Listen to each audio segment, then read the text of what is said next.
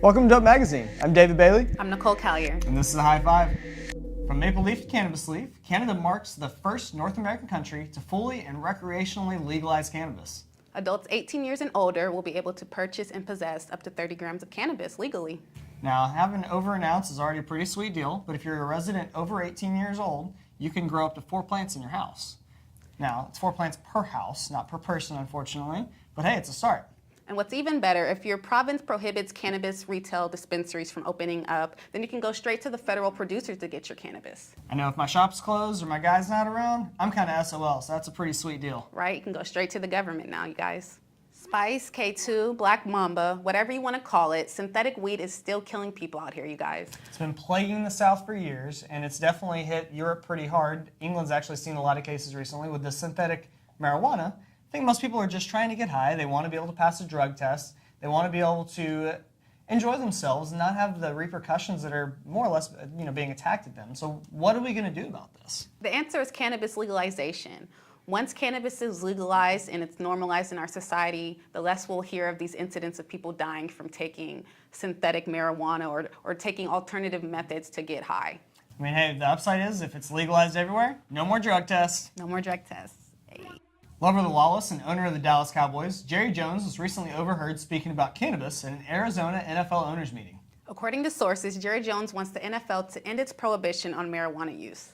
See, this is huge because the NFL is notorious for persecuting players who use cannabis. They fine them, they kick them out of the league. This has been an ongoing problem, something we've been fighting for years now. With Jerry on the front lines of this, making big statements, this could be something that actually changes in the coming years. Yeah, Jerry Jones has huge influence in the NFL, and him taking a stand and using his voice to end the decriminalization of cannabis among players is a really huge step forward. As long as we keep marching forward and we keep having people punch down the doors, I think we're going to see progress with cannabis in all areas. I'm excited to see what the NFL does. Comments from Jeff Sessions and Sean Spicer has the entire cannabis industry on edge, but Oregon is taking a stand. In a new bill in Oregon, both patients and customers are going to be looked out for by no longer tracking the purchases. This is pretty huge. Yeah, in case of a federal crackdown, you won't have to worry about those feds coming and knocking on your door. I would really not have to worry about that, period. Like maybe if we just matched our neighbors to the north in Canada and could just have this everywhere, it's about time. But Oregon joins states like Alaska, Colorado, and Washington, who also have put in laws in place to protect customers and patients. If we band together, we're going to make it. If you grew up playing Oregon Trail or Roller Coaster Tycoon, we've got a game for you. Wiz Khalifa's Weed Farm drops on 4/20, and the game centers around growing, selling, and cultivating cannabis.